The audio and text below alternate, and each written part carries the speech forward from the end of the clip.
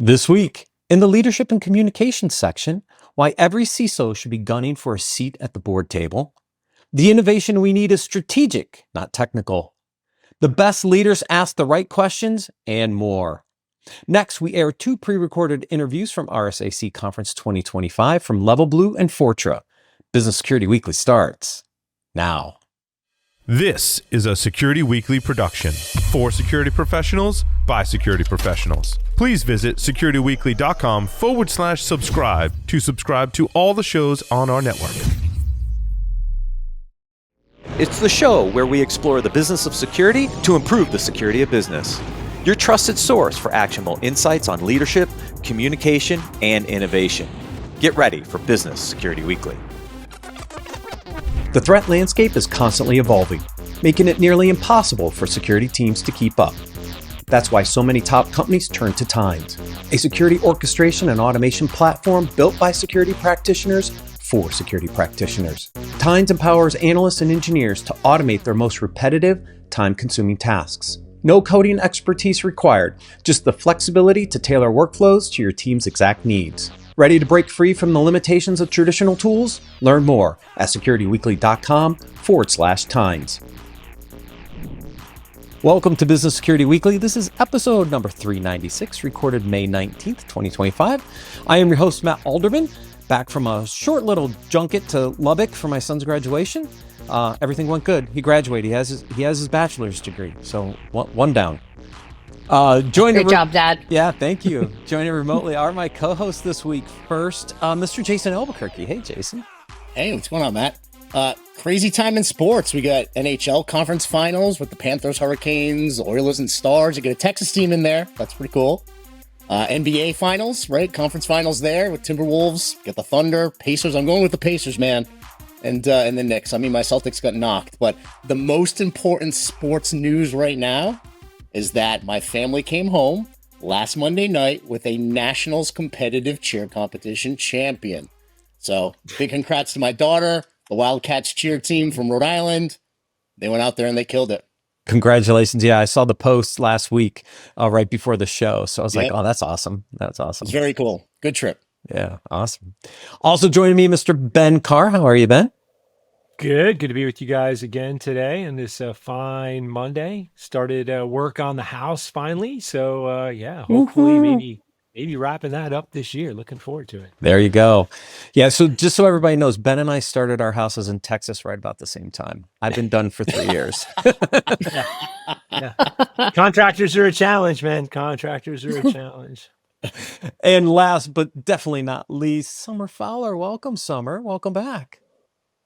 Thanks. So if we're going to talk about, parent sport events, my son's middle school team won the diocesan track finals for the first time in school history on Saturday. Very nice. It Congrats. was a good one. And in other home news, my new beehive is installed. So I am an amateur beekeeper. I had my hive for the first time. Do you, Ben? So yeah, we'll have to talk about this. We had bees last year. Didn't work out so well. We just put in our hive last week. So yeah. Nice. This will be good. Maybe we can exchange some pictures in our amazing suits. I won't be going to either of your houses because I'm allergic to bees. I don't even wear a suit now. I literally don't wear a suit. I do it all without suit. Yeah. I don't want to die. Yeah. Jason with the EpiPen. We'll have to exchange Pennsylvania and Texas honeys. Yeah. Perfect. Yeah, that sounds like a great idea. All right. One quick announcement, then we'll get into articles. Identiverse 2025 is returning to Las Vegas June 3rd to 6th. Hear from over 250 expert speakers and connect with over 3,000 identity security professionals across 4 days of keynotes, breakout sessions, and deep dives into the latest identity security trends. Plus, take part in hands-on workshops and explore the brand new non-human identity pavilion. Register now and save 25% with code IDV25-SecurityWeekly by visiting securityweekly.com/IDV2025. All right. Yes, it is articles this week, then 2 pre-records. We'll fix all the other stuff next week. We'll go from there. Oh, inside joke, everybody. All right. So first article I pull is why every CISO should be gunning for a seat at the board table. This is an interesting recap from Tony Bradley's a good friend of mine on the keynote from George Kurtz from CrowdStrike. And we've talked about aspects of this on this show for a while. And I love the concept. In reality, though, there are some things that CISOs are going to have to do if they want a board seat. Yeah, there's going to be challenges. I mean, the high level is he kind of goes through the evolution of the board, right? He talks about how 50 years ago it was, friends and family discount to get on the board. You have your friends, you have your family, you have whoever you can bring into the board. The maturity wasn't there. Then you have things like Enron that happened, and hey, we kind of have to mature these board seats now. And you get Sarbanes-Oxley in the mix, and he's talking about the natural evolution should expand to cybersecurity because of all of the regulations that are happening, and that's the next evolution of kind of the board requirements. I don't know, Nirvana, North Star, sure, we'll see. Yeah, I find it interesting that this topic is it's not generally accepted, I think, across the entire sphere, right? I think that's the direction that we need to take. It is very polarizing in my perspective. I'm interested, Summer, Jason, Matt, do you guys see the same thing? Because when I talk to people, I think there are a large percentage of CISOs and people in the security profession that think, yeah, we need more presence in the boardroom, right? We need to have a seat at the table, but then also eventually make our way onto boards, right? Mm-hmm. But when I talk to a lot of people on the other side of the table, on the board side, even the NACD comes out and says, no, we don't believe so.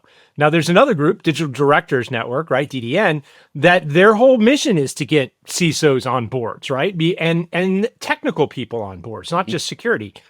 I find it really, really strange. It's almost like we're getting the Heitzman, stay out, you don't belong in the boardroom, right, to bring in a sports reference for Jason. Look at you bringing in sports ball, Ben. I'm impressed. I know, look at that. Yeah, I'm working on it.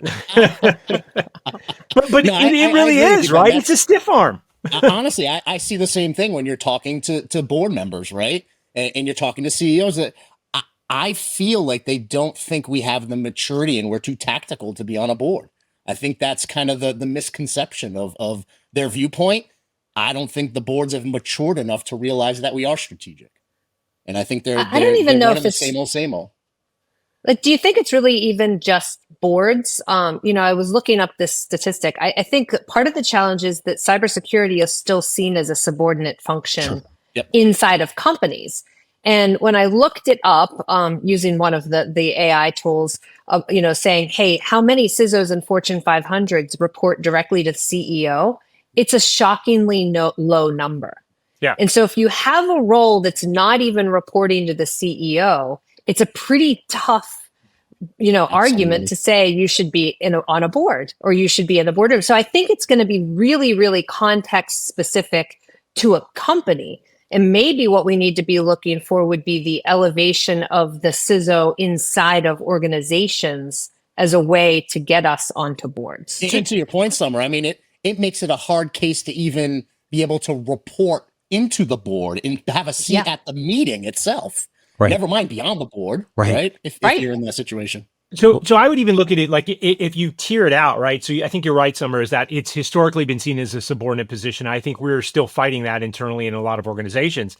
But then even if you look at technology as a function on the board, right? Okay, so let's say CISOs haven't made it there yet. I don't think CIOs have made it there yet, right? If you think about the number of boards you've interacted with, how many boards actually had technically competent people on the board, just technically competent, that could handle the IT function? Now, saying that, we've talked about it before. I've said, it doesn't matter if you're a toilet paper company, you're a technical company, right? You're dealing with, ERP and sales figures and everything you do is data driven and analytics, right? Where do you send stuff? How quickly do you send it? How do you figure out the delivery routes? Everything.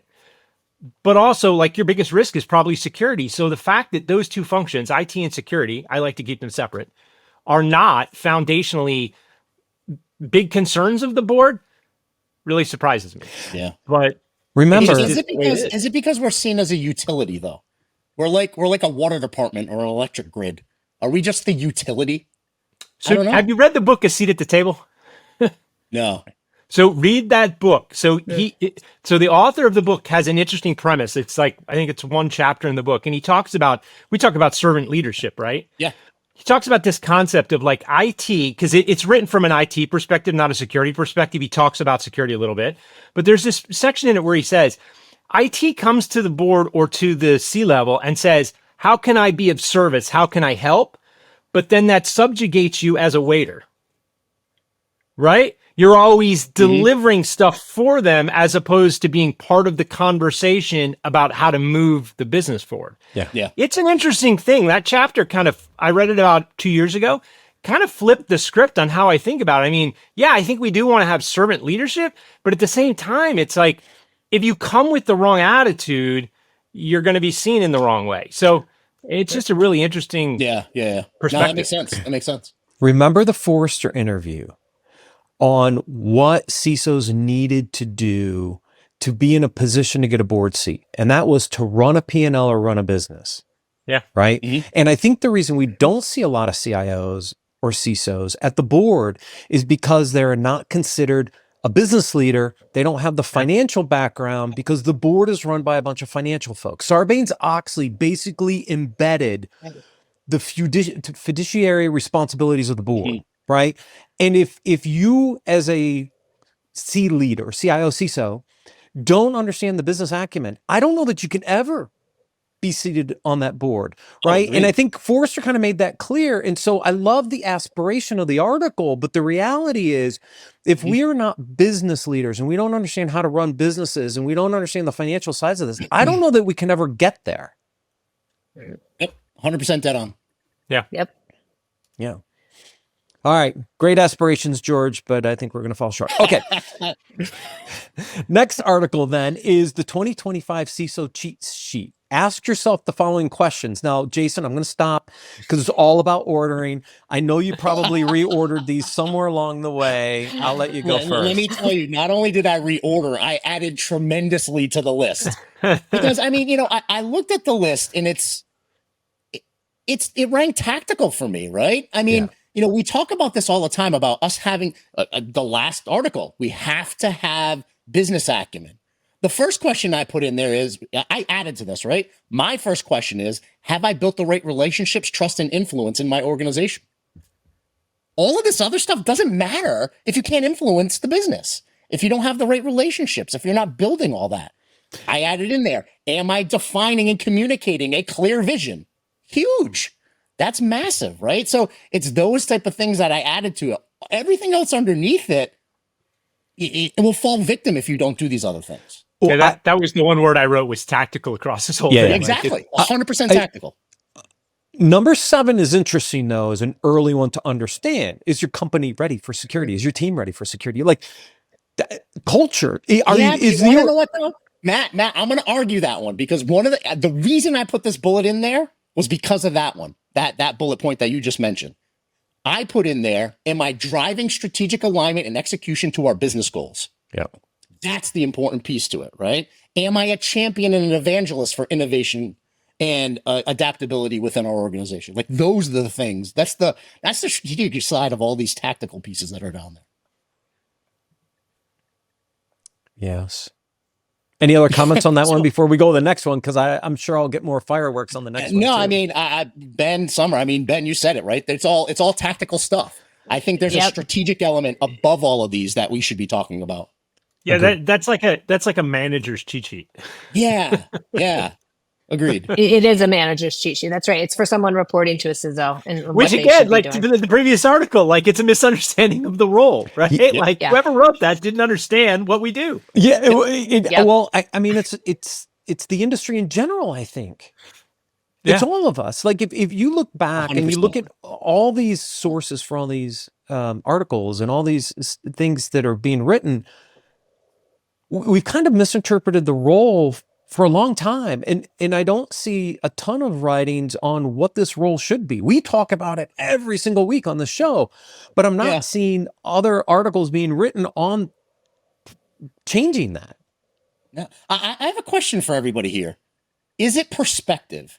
Do we have the wrong perspective as cybersecurity leaders, right? Are we basically saying we are technical and cyber leaders first and business leaders second.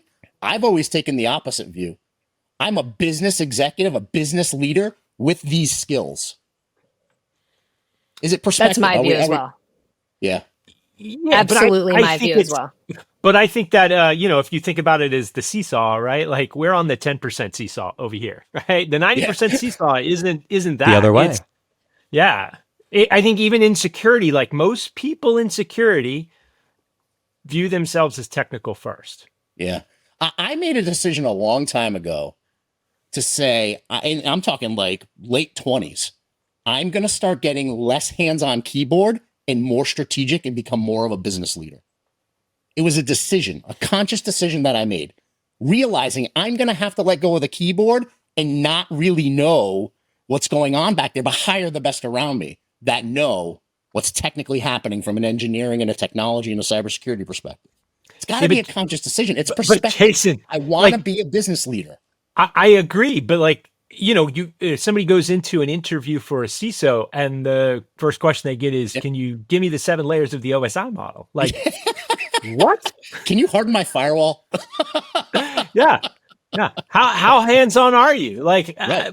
I don't think that's the role, right? Like, is this a two-person security team? Like, and why do you have a CISO if so? Like, I don't get it. Mm-hmm. Right. I think the discussion we're having segues perfectly into the next article, right? It does. It does. It's almost like they were planned that way. Evolving the CISO role. Yeah, you wonder why I line these articles up the way I do, right? Yeah, but that's it, right? Evolving the CISO role. It should be evolving, right? If you look at the previous 2 articles, we're coming from the wrong voice, Jason, to your point, right? Yeah. Am I a security first business leader or am I business first security leader, right? And maybe it is perspective. So what I wrote about this article, and I made my note after I read the first 3, my comment was, are we just stuck in an echo chamber? Because I feel like I read this article over and over, not this one, but articles like this over and over and over. How do we evolve the role of the CISO? How do we get to the next level? How do we become there? Maybe we're the only people reading this and the other business leaders are not. And so we are failing at communicating with the people who will actually help the role to evolve. Yeah. So Summer, but we have to do that outside of our own company, right? Like if you're doing that in your company, it's a push up here, right? And that's why in that previous article, I mentioned the NACD. The NACD is not saying that from a board perspective. They're actually, from what I understand, and somebody write in a comment or something, correct me if I'm wrong, but they're actively saying, no, we don't think cyber should be in the boardroom, right? It's a topic of discussion, but it's not a seat at the table. And so I think we need to figure out how, as an industry, to push that narrative and have that discussion and get people to a heightened state of awareness. Because right now, we're just like, we're operating as independent little isolated islands. We're going up and talking in that echo chamber of ourselves, but in our companies, we push that narrative up and everybody goes, this guy's stupid. Like, that's not what every other best practice is telling me, so I'm not going to listen to him. But to your point, Ben, we have to take that message even out. We can't be saying this at cybersecurity conferences. No, we need to be going to like finance where CFOs are. Yes. We need to be going where boards are. We need to be going to, CEO consortiums and having this conversation. Not with cyber people, not with compliance people. Yeah, like Kirk's giving that talk at RSA was less helpful than if he had given it at an auditing discussion or at the CFO or on right? CNBC. Yeah. I mean, if you've got the platform, like help everybody else out. Exactly. Like that's a great one to put on Fox Business News or CNBC where all the business people are watching and they scratch their head and they're like, oh, I didn't think about that. Maybe that's a good idea, right? We are in our own echo chamber at these conferences, right? And we're talking to ourselves. It's like, yay. No, like go out there and do it somewhere else. There's something I forgot to point out earlier. Less than half of the Fortune 500 companies actually have a CISO. Fewer have CISOs that report to the CEO. And you wonder why the number that sit on a board is 0. Yeah. Right. Yeah. Yeah. which is why article number 4 is so relevant. The rise of vCISO as a viable cybersecurity career path, because everybody's tired of being I have been waiting for this article. I've been waiting to talk about this article. Yeah. I mean, this one. So how many of these people did anybody do this? So they call out 4 vCISOs, right? How many of these vCISOs that they call out were a CISO prior to this? If I remember the article, I'm not sure one of them was an actual sitting CISO. I did the LinkedIn research, and only one of them claims on their profile to ever have been a CISO. Okay. Only one. And so my beef with this whole thing is, like, you can't be a vCISO if you've never CISO'd. Right. Like, it doesn't work, right? Like, if you're building a house, I have personal knowledge of this. You don't hire a carpenter who's never been a carpenter. You don't hire a drywall guy who's never done drywall. Like, it doesn't. I've seen drywall. I'm not going to go install it as a professional career, right? Like, it doesn't work. And so I just think that we're rife with that right now, right? People are trying to sell this as a service to small and mid-sized companies because they can't afford it. Yet at the same time, what they're not selling is actually, in my opinion, good professional advice and work, right? Ben, some people may be doing a great job. It's not just in the vCISO arena, though. Like, I'm seeing companies who were traditional tech support MSPs. Now they're coming out saying, I'm a managed cybersecurity support, but like, they're MSSPs now, right? All of a sudden the gravy train hit, and now cybersecurity's in the news. Now all of a sudden they're, an MSSP. I don't think so, right? I think it's their marketing people saying, hey, here's how we can drive more business. Let's become an MSSP now. Yeah. It's everywhere. I'm so torn on this. In this area. So I have a lot of friends who are in the vCISO role, and I see the value it could offer. They were CISOs. I see the value it could offer. But as we think about this in the context of the previous articles, if you think that outsourcing to something that's part-time or third party, is what's appropriate for cybersecurity, you're actually devaluing the strategic weight of cybersecurity as a core function for the company. Yeah. Ben and I have actually talked about this on other shows. Yeah. Where we sit back and we say, you're devaluing the value of a CISO in that strategic alignment.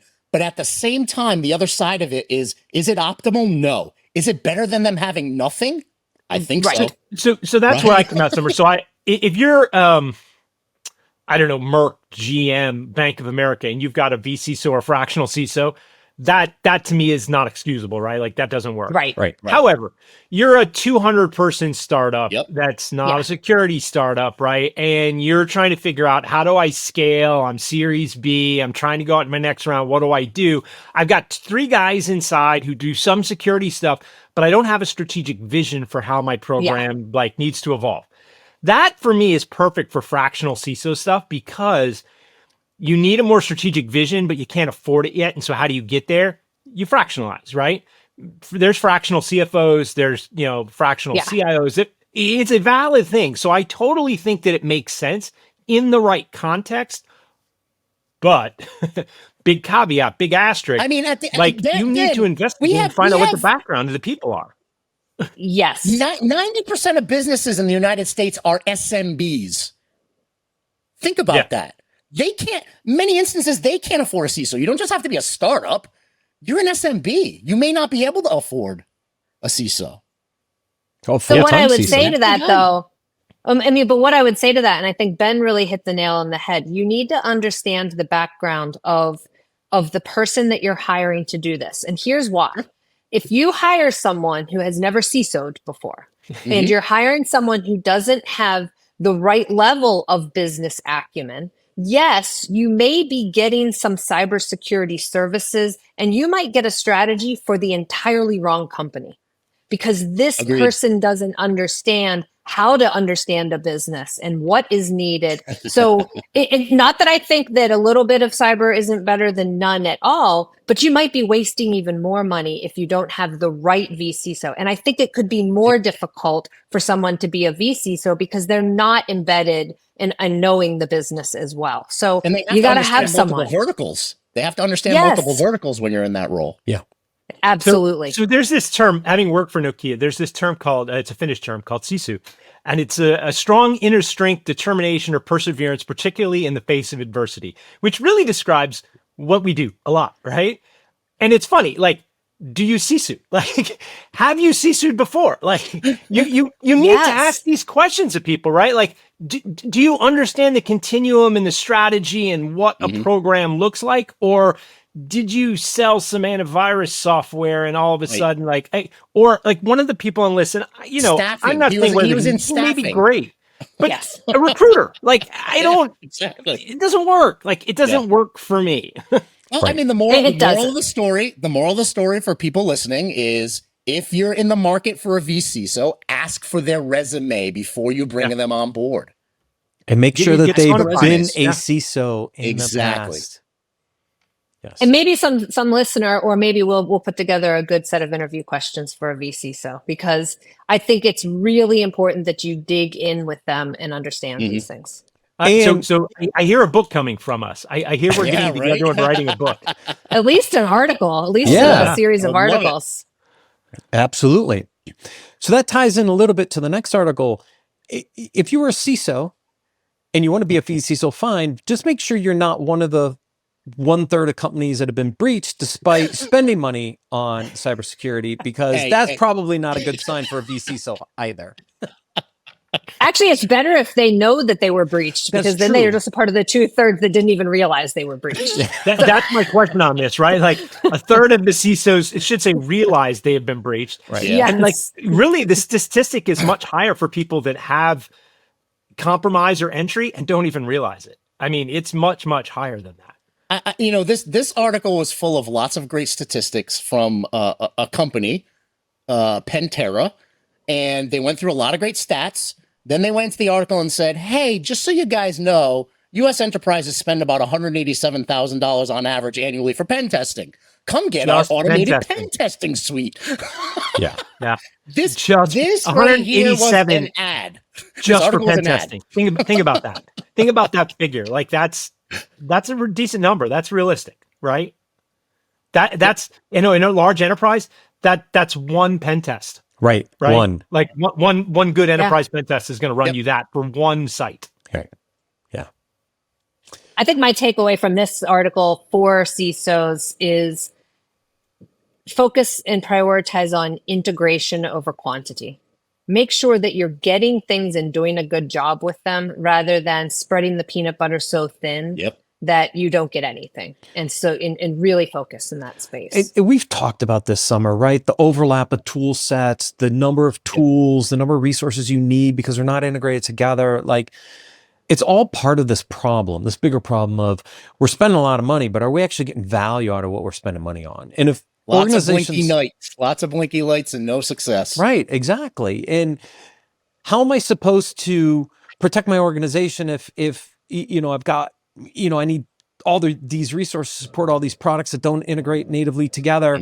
No wonder I'm still getting breached, right? And so that's why this next article was interesting, right? The innovation we need is strategic, not technical, because I think we wrap ourselves around the technical side of this, which is, I need a product to do X, Y, Z, and then I need another product. And what you don't realize is, wait, maybe I don't need 60 security products. Maybe I only need like 10 or 12. Let me go find who my strategic partners are.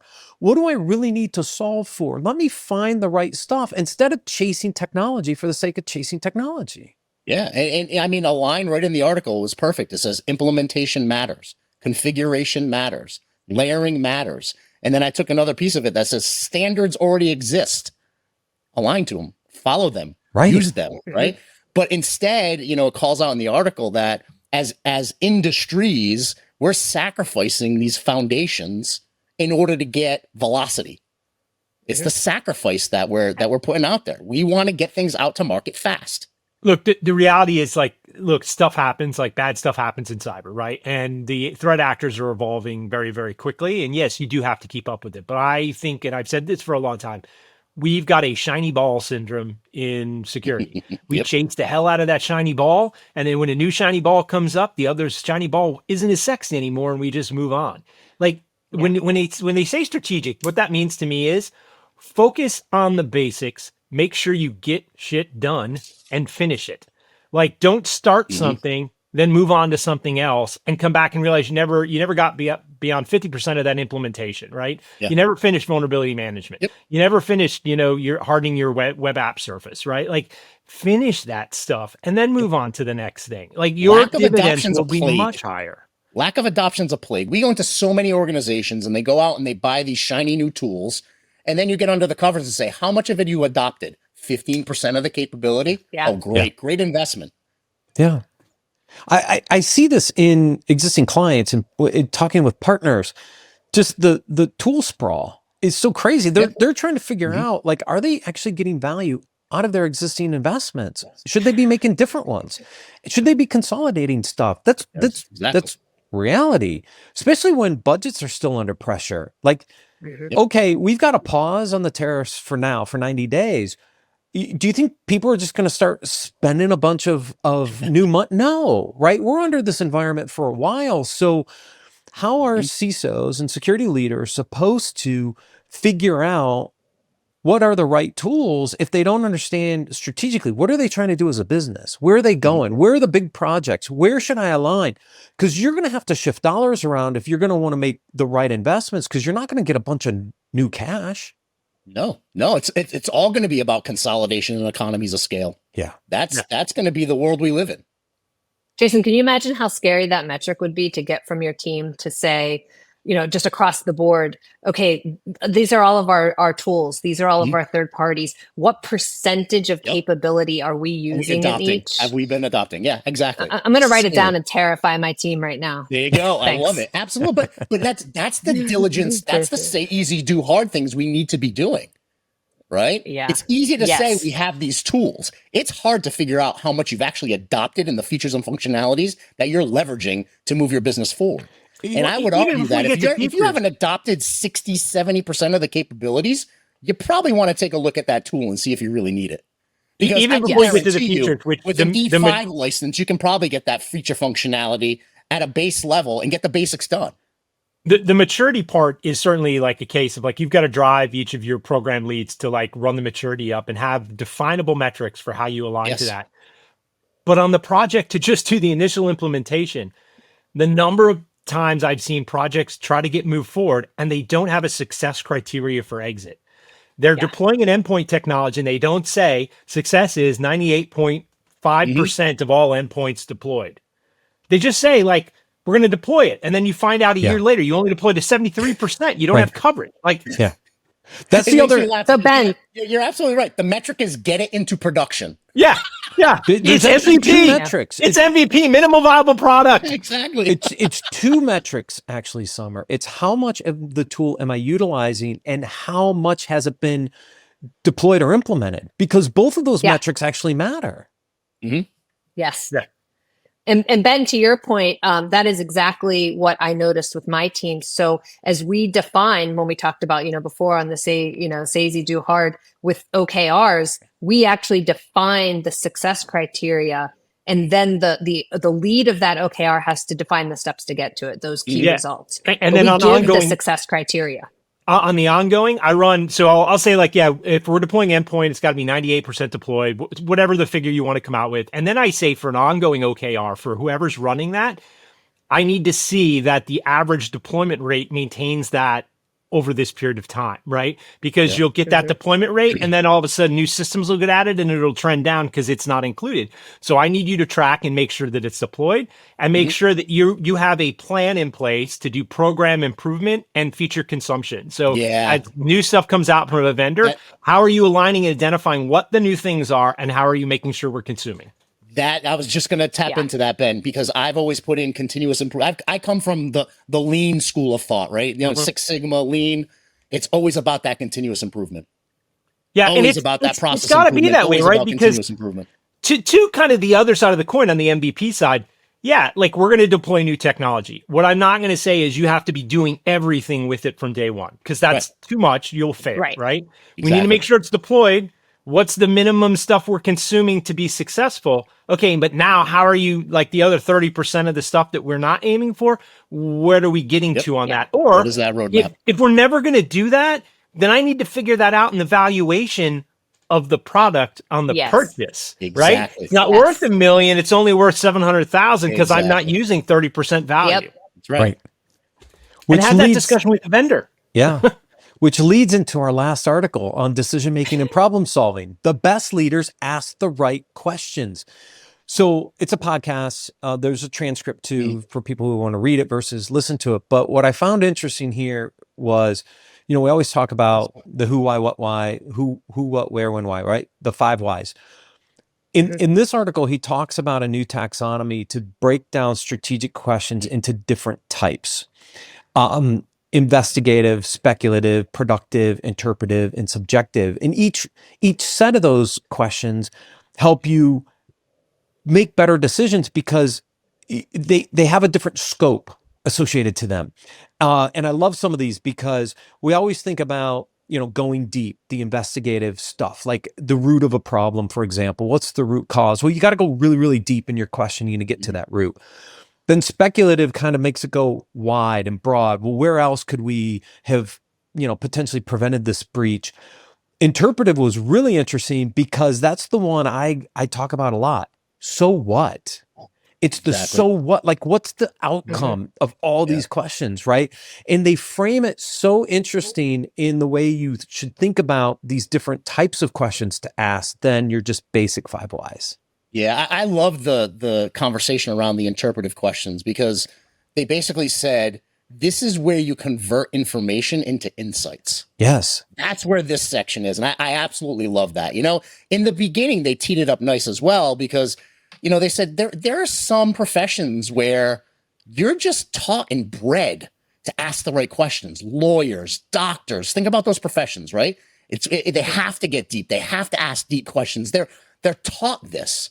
Modern business leaders, we're expected to learn this stuff on the job. It's on the job training, right? I mean, it's figuring that stuff out through mentorship and folks that we align with, our network, and learning these things.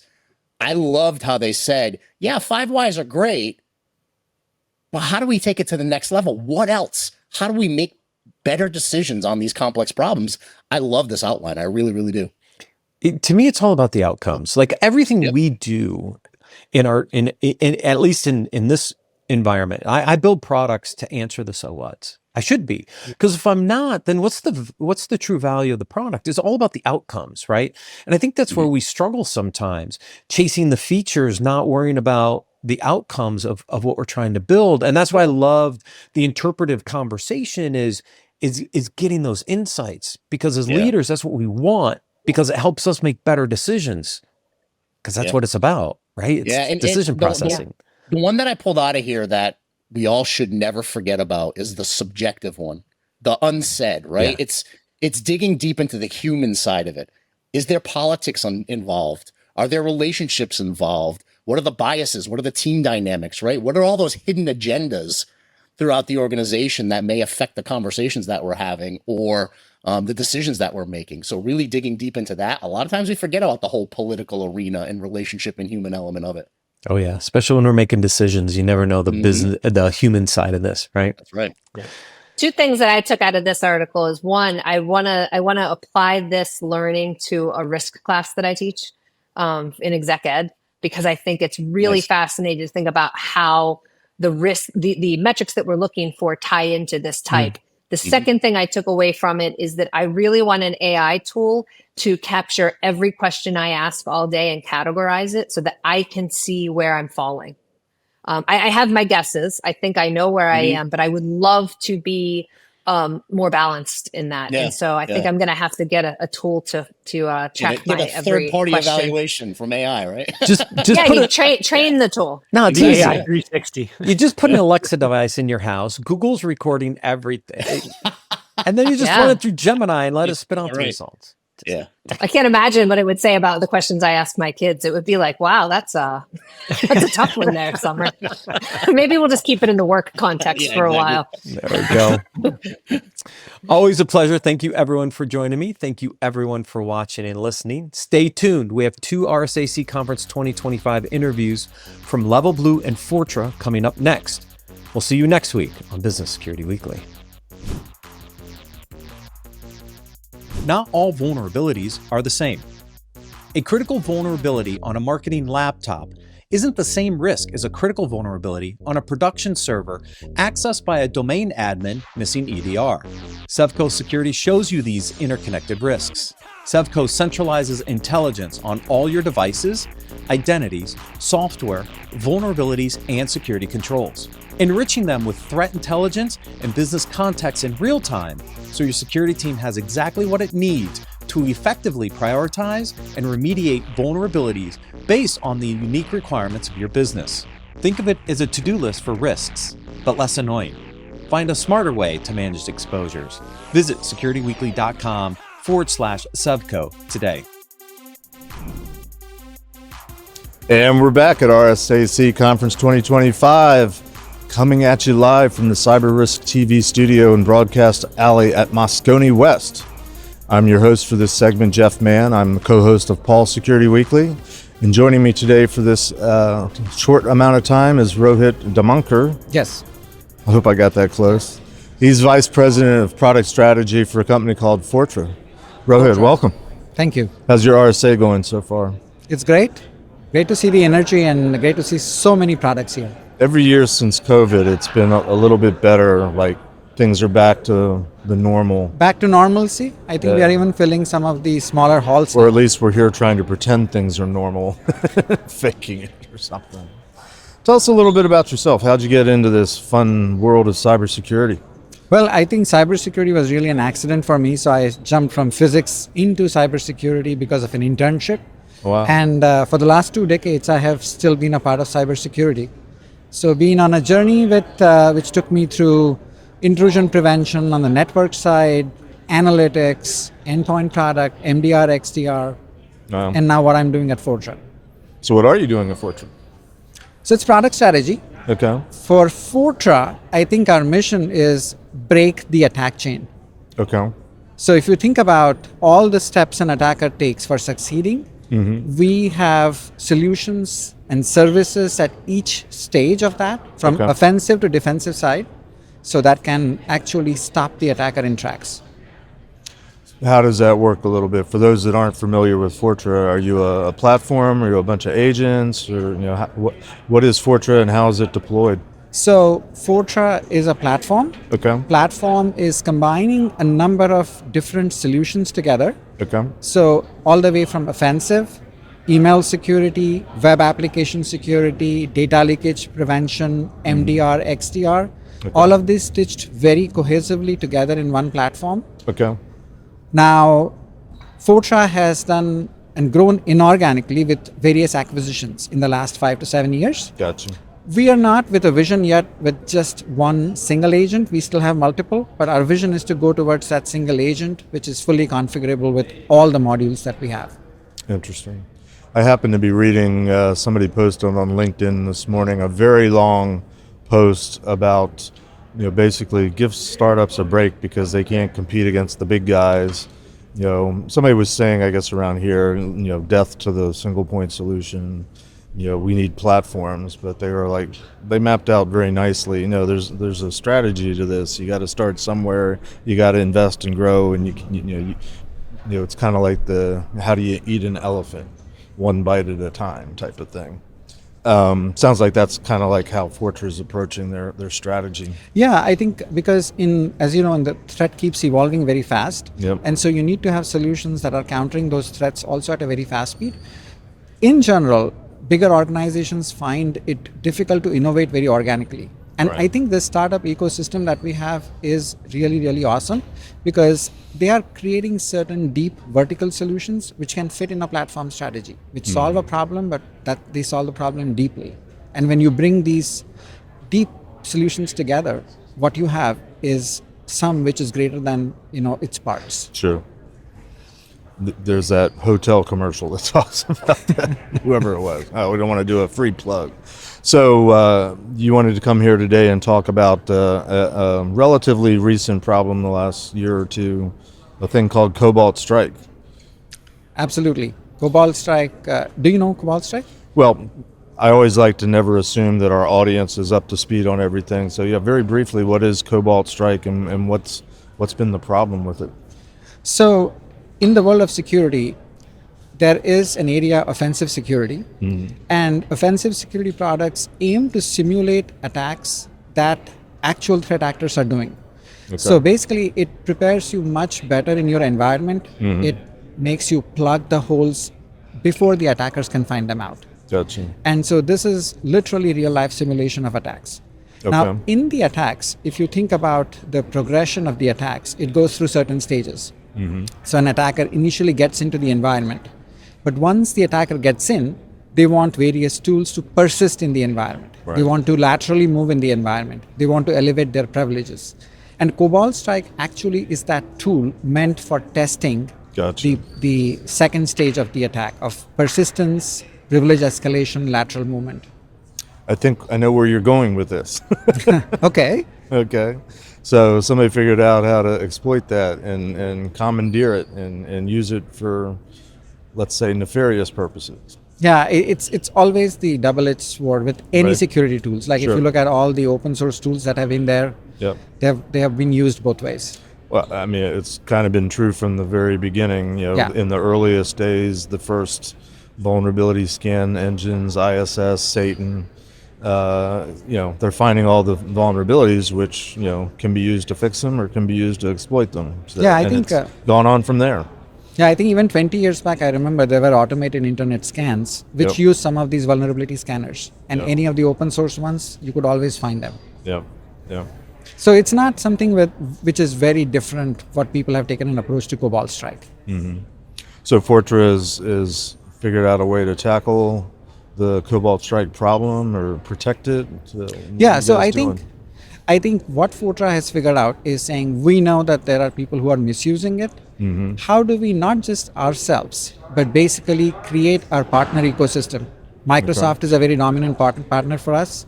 There are many global law enforcement agencies that are a partner. And so together, if you think about the RSA slogan, many voices, one community. So it's building that community of partners for Fortra and tackling the problem of Cobalt Strike head on. Because anytime we remove a Cobalt Strike active installation or any of these copies, unauthorized copies that are out there, we are actually... So there's shadow Cobalt Strike, essentially. Correct. So we are reducing the number of attacks that are happening globally. And that's the exciting part, where we are partnering with Microsoft, other law enforcement agencies. We are able to provide real life threat intelligence, real life IOCs that can help track down these actors and bring them down. So how are you coming up with the numbers? How are you measuring the reduction? Is it based on known Cobalt Strike versus ones you discover, or so how does that work? So we are able to do it in a few different fashion, because Fortra owns Cobalt Strike. We know what the protocols are, what the kind of communications are. So we are able to track that and figure out, saying somebody is using a Cobalt Strike in an unauthorized fashion. And the way that we are actually bringing down the Cobalt Strike is two different, I would say, paths. One of the paths is figuring out who has posted these unauthorized copies, cracked copies of Cobalt Strike. It could be a file share, it could be one of these dark websites, dark web market, it could be any of the social media sites. So we are tracking that, and we are kind of removing all of those copies. The second thing is looking at if anybody is running Cobalt Strike live. And then we take action based on, we sometimes have to take down the domain they're using for it. And again, this is where we get involved with the law enforcement agencies. Sometimes you sinkhole the domains. Again, you have to work with partners and law enforcement agencies to do that. How do you distinguish between the unauthorized Cobalt Strike and the legitimate Cobalt Strikes out there that might be being misused? So I think, Cobalt Strike is one of the products that was acquired by Fortra. So since Fortra's acquisition, we have added more security and licensing. So now we know actually which are the copies that are not really licensed from Fortra. Gotcha. So you know the known good. Exactly. We know the known good. I got you. So obviously you're reducing the unauthorized use, so that in theory reduces at least one method of attack for the bad guys, right? Yeah. Are there larger implications than that, or are there strategies and plans to do even more? moving forward? Yeah, I think if you think about it, this is not like a project that we took for 2 months with Microsoft. This is a long-standing relationship.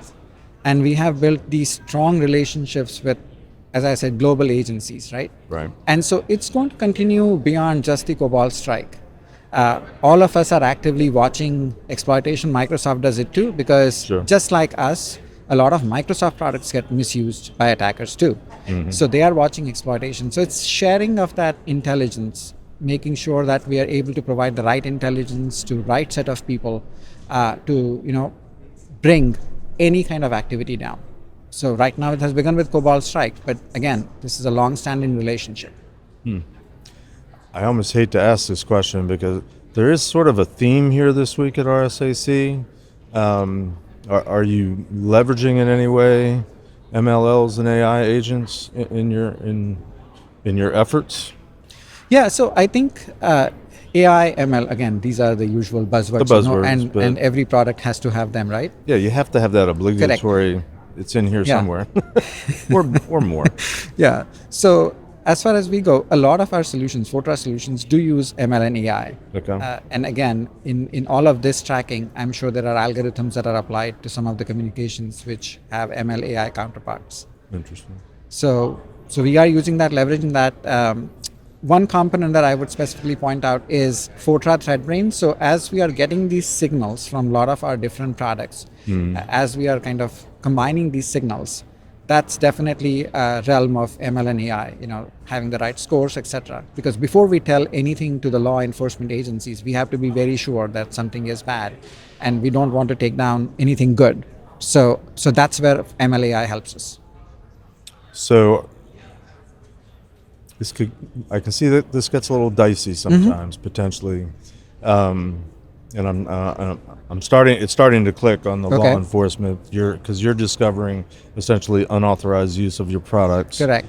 And you don't want to immediately go hack back and necessarily take them down. You want to follow due process. Correct. What a concept. Due process where we can follow the due process. Right. Remember, as a result of all of this activity, right? We are observing that attackers are trying to set up the infrastructure now in certain geolocations where we may not have that kind of leverage. So they're not giving up.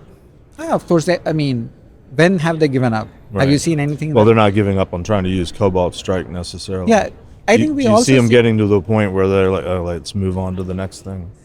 So I think we have seen some of that too, because Cobalt Strike is not the only C2 or command and control infrastructure that's available. There are others as well. And so we will see them trying to use that too. But again, I think the idea there is if partnerships like what we have with Microsoft and a wider community, right? If we are tracking, we have threat experts. Everybody has threat experts on their team. A lot of companies do. And if they are all working together, that's that community, right? We can track if they are going to move to another C2, another Cobalt Strike-like thing, we still will be able to track and bring them down. And that's the objective.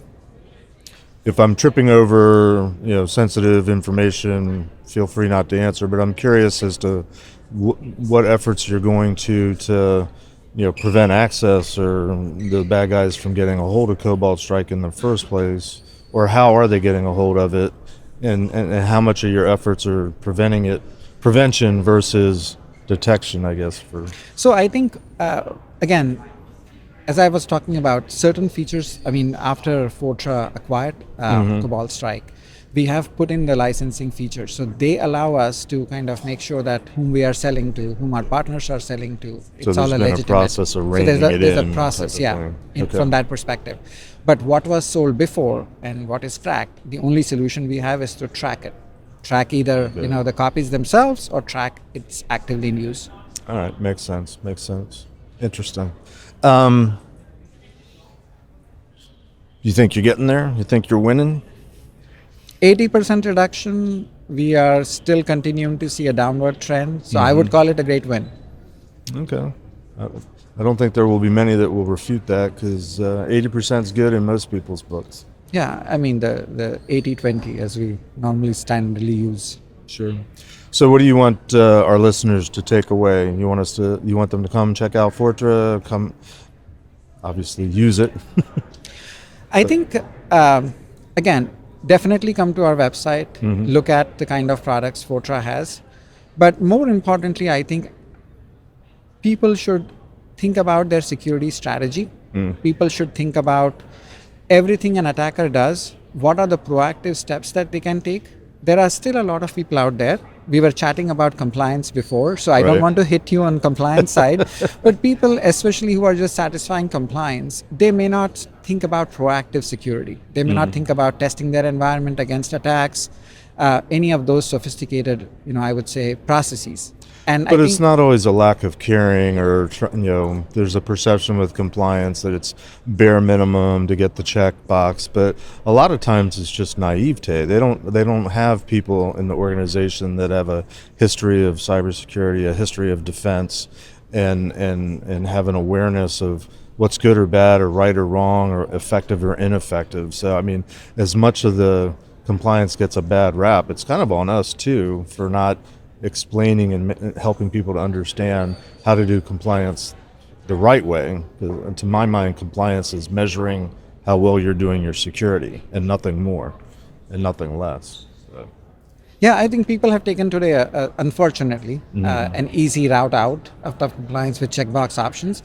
But what I was saying is, if we have force that's kind of thinking about really cybersecurity from a strategy perspective, right from get-go, before they adopt, especially any new technologies. Like what I have seen over the past many years is when cloud was adopted first, security was second, right? In COVID, everybody started working remotely, and then came secondly saying, oh, well, what do we do to secure all these people? The same thing is happening with Gen AI today. People are jumping on the Gen AI wagon without the security part, right? So let's think about security in a more holistic You'd think we'd learn our way. lessons somewhere along the line. Yeah, well, that's going to wrap us today. We're out of time. I appreciate you sharing with us today. For more information about Fortra and what they're doing, you can go to securityweekly.com/Fortra RSAC. And for information about our whole program here, broadcasting this week, go to securityweekly.com/RSAC. Rohit, thanks again for being with us. Rohit, I'm sorry. Thanks again for talking to us today. Yeah, thank you. Thank you very much. Appreciate it. Imagine a world where every threat, ransomware, supply chain attacks, zero-day exploits is stopped before it can even begin. ThreatLocker makes that world a reality with a zero-trust approach to cybersecurity. By giving you granular control on every executable that can happen in your environment, ThreatLocker protects your business around the clock. No more guessing, no more gaps. Just rock-solid protection that keeps your operations running smoothly and your data secure. Discover how ThreatLocker's least privilege approach can safeguard your organization against known and unknown threats. Take the first step towards total peace of mind. Visit securityweekly.com/ThreatLocker today. Welcome to RSAC Conference 2025. We're here recording live from the CyberRisk TV studio in Broadcast Alley at Moscone West. I'm your host, Adrian Sanabria, and joining me for this interview is Teresa Lanowitz, Chief Evangelist at Level Blue. Welcome, Teresa. Hi, Adrian. It's great to be here. Always good to talk with you. Always excited to read new reports, and I get to do that for a couple interviews today. And I especially enjoy these because you've got surveys. I love hearing what people are thinking, what people are looking at, and you always get a great sample size in these reports. Yeah. So let's start with the report itself. We've covered some of these cyber resilience reports in the past that Level Blue has done. So catch me up with what this one is focused on. This is an annual report, correct? Absolutely. This is the 2025 Level Blue Futures Report. And this year, the theme is cyber resilience and business impact. This is our flagship piece of thought leadership research that we put out every year at about this time. And you'll see other pieces of thought leadership come from us over the course of the year. All of our research is vendor neutral, forward-looking, and actionable. And for this one, the Level Blue 2025 Futures Report, the Cyber Resilience Business Impact, we went out, we surveyed 1,500 different cybersecurity leaders across 7 different industries and 16 different countries. So it's a pretty big sample size, nice global sample size, and definitely different types of industries out there. Yeah, and I like that it is a global view. I actually had some interviews yesterday with some Singaporean organizations, and it was really interesting seeing that Southeast Asia perspective of things. So, jumping into cyber resilience for people who aren't familiar with the term, or I think more likely people who've heard the term a lot, but haven't heard a lot of substance around what it means. Yeah. Like, let's go ahead and define what does cyber resilience mean when you guys say it? Right. So the way we look at cyber resilience, and cyber resilience is definitely a theme that everybody is talking about now. Yep. It is the way an organization coalesces together in the event of a cyber attack, some type of man-made disaster, or some type of natural disaster, fire, earthquake, flood, hurricane, and so on. How they keep the business operational and running. So you can think of it as a subset of disaster recovery. Right. And just because the word cyber is in front of it, doesn't mean it's only cybersecurity. Right. So when you have an outage, when you have a cyber breach, the cybersecurity team is not the one doing the remediation. You need to bring in developers, operations, maybe third parties, maybe part of your supply chain. So it's how all of those teams work together and coalesce to bring everything back on track. Yeah, and you'll have legal involved, you'll have PR involved. There's somebody has to talk to customers, and assure them, when things are coming back up, what to expect. Do we need to placate customers with something? It sounds like you're talking about a good incident response plan. Yeah, for sure. Yeah, and again, when people think incident response, maybe they think DFIR, they think data, they think forensics and technical things. Yeah. But if you look at the difference between a company that handles an incident well, to me, that's a lot about cyber resilience. Is they've planned for this. They've trained for this. And you can tell the companies that haven't planned well because the response is very emotional. It's kind of scattered. It's, at first they deny that anything's happened, and then they begrudgingly admit that it happened, and the details kind of drip out. Maybe an employee leaks something, and it's just a mess, right? It's not well coordinated. Well, here's a stat for you. Only 37% of our survey participants say that they have a formalized incident response plan. Oh. And to your point, you're talking about everybody has to come together. You have to be well prepared. Yeah. And let's say you have to go to manual processes while maybe some of your technology stack is down. You have to look at little things. Can I do this manually? Do I have paper? Do I have pencils for people? Yeah. Do I have all those things? And it's quite detailed in terms of the whole plan. Yeah, and I think communication is key there, right? Like knowing, okay, when we have an incident, whose job is to do what? I was a chief incident handler for 5 years of my career for a large payment processor. And, early on, as I kind of learned the ropes and made a lot of mistakes doing that, you'd find 4 people doing the same thing, like independently concluded, okay, I need to jump into SIM and do the search. And everybody's thinking, why are SIM queries taking so long? It's because all 4 of you literally wrote the same query at the same time, and it's trying to serve all of it at the same time. Right. Yeah. Right. So you just bottleneck the system. The nice thing about this being is this a second year that you've done this survey, right? This is the second year that we took a look at cyber resilience and really how cyber resilience is impacting organizations across the board. Yeah. So one of the nice things is you now have 2 data sets and you can do some comparisons. Right. So tell me a little bit about what you're seeing that's changed over just 1 year.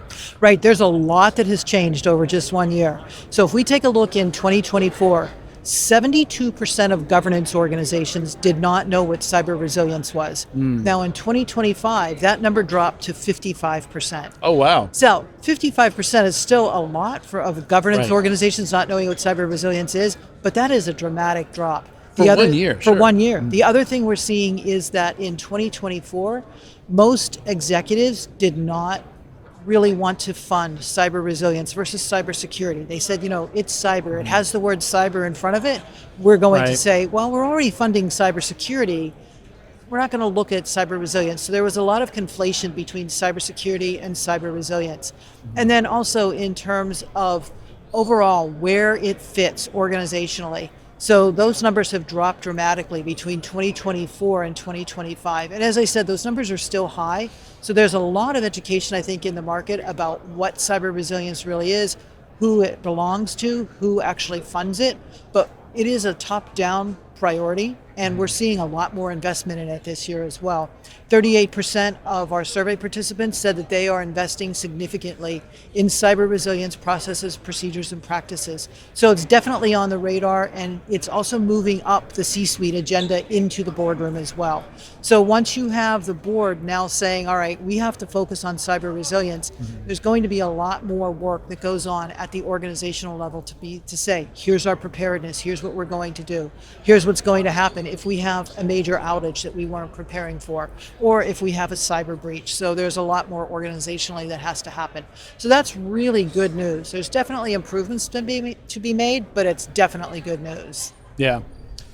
And, I think one thing that's becoming clear and kind of helps with cyber resilience, I think, is the fact that like 15 years ago, we did have to make some guesses. Yeah. We a lot of attacks were theoretical. We didn't have a lot of data on what was happening to companies that got breached. A lot of that was kept private. Yeah. So maybe we'd know a company got breached, but we wouldn't really know any details about what happened, how it happened. Fast forward to today, we've got all kinds of data on how this stuff happens, Right. what works, isn't working. And it seems maybe easier to make this proactive versus reactive argument when whatever you're talking about, whatever category of something in security, there's probably an example you can point to, a recent example Right. of, here's why this is important, right? Right, and one of the things that we discovered in this particular piece of research is that there are characteristics that define a cyber resilient organization. Okay. One of them you brought up. You're very much more proactive in cybersecurity and what you're doing.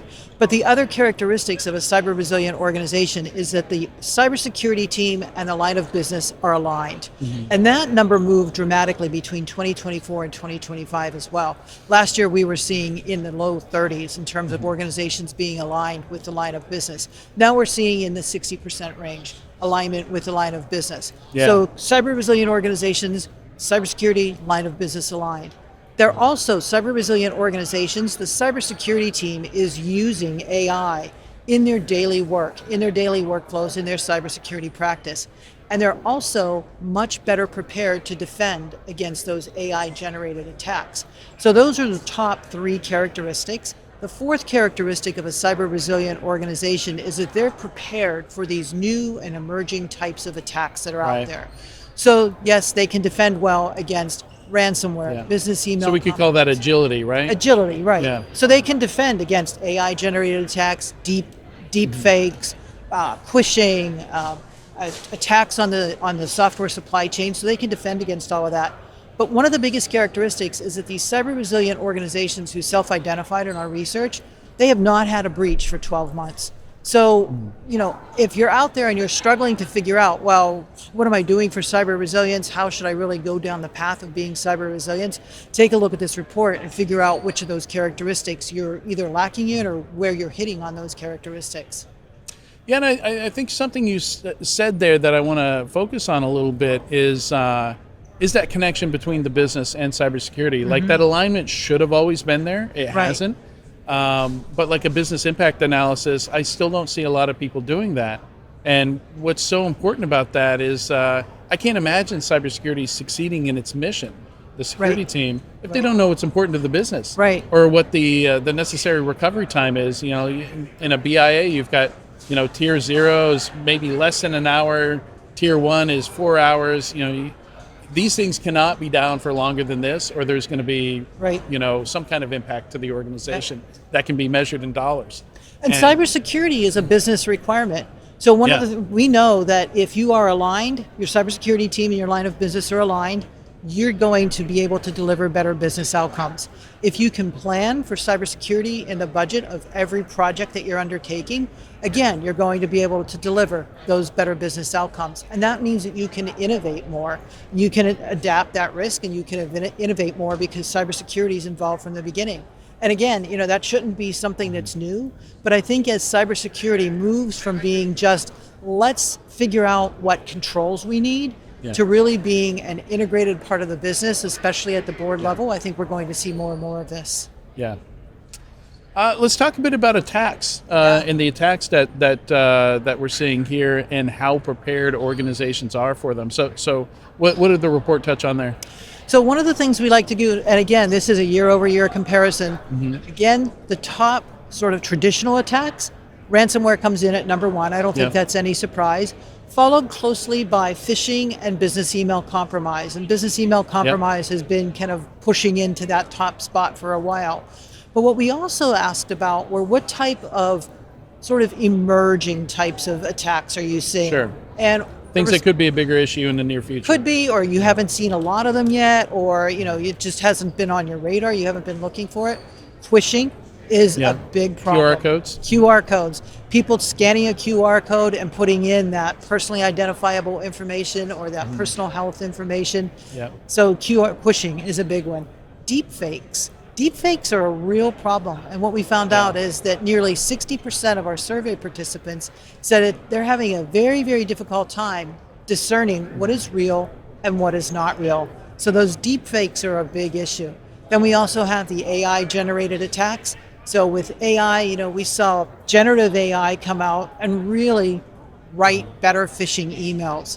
What we're now seeing with agentic AI is the fact that now we have bots that can attach bots. And AI with the size, the speed, the scale, everything that AI can accomplish is just getting more and more difficult to defend against those attacks. And only 29% of our survey participants said that they are ready to defend against AI attacks. Yeah, something I've remarked on before is the attacker side has a skills gap also. So anything that allows them to, go kind of beyond the manual processes, the human capital that they have on their side, could vastly increase the number of attacks they can run in parallel or handle at the same time. Exactly. The adversaries, they're figuring out what their guardrails are for AI and generative AI and agentic AI attacks just as organizations are. And they don't have to wait to get permission to play with AI. Right? It's encouraged, right?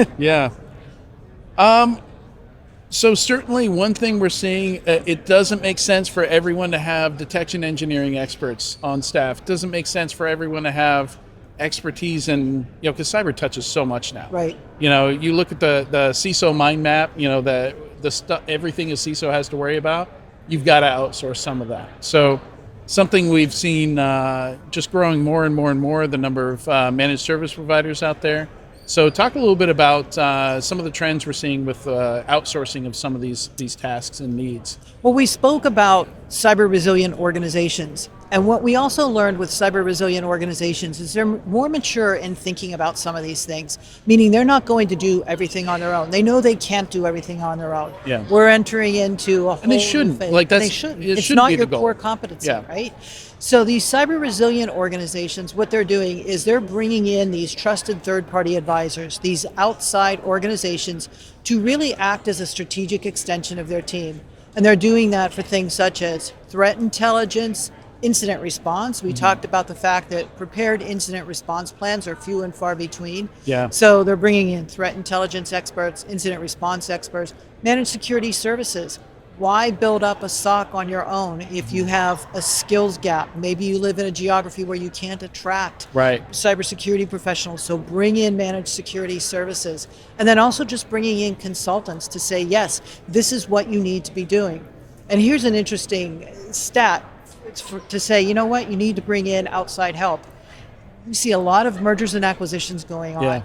Only 32% of organizations do due diligence with cybersecurity for mergers and acquisitions. So that's an appalling number, right? I mean, you wouldn't I've seen that make or break an acquisition before. That 32%? 32%. So very, very low percent. Less than 2/3. Yeah, that's concerning. And we've seen some of that, right? Like we've seen, I remember specifically Marriott and Starwood. There were some issues when that acquisition was happening. And I think the acquisition had already happened. And then you found a breach that happened a while ago. Like that's a common story that we see now. And I don't know that it's not them not doing the due diligence, though, where maybe the attack just wasn't detected in the first place. Could have been, until after the merger happened. And sometimes the acquiring company just has better technology to find evidence of that attack. But I've seen that more as a product offering for a lot of cybersecurity companies where let's help you do that due diligence. Yeah, right? that due diligence is critical. You can outsource that as well, right? Because as you said, cybersecurity touches everything. And so doing that due diligence is critical as well. Yeah. So to wrap up here, what kind of recommendations are you giving in the report to, resilience is a very broad topic, so it helps to have some pointed, actionable things where you can start on that path. So elevate cyber resilience up your C-suite level and up into the boardroom. Make it a board level issue.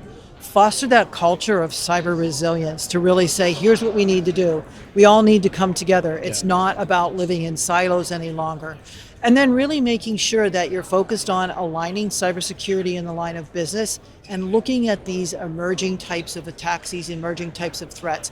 One of the ones that we go into significant detail in the report is really in the area of software supply chain.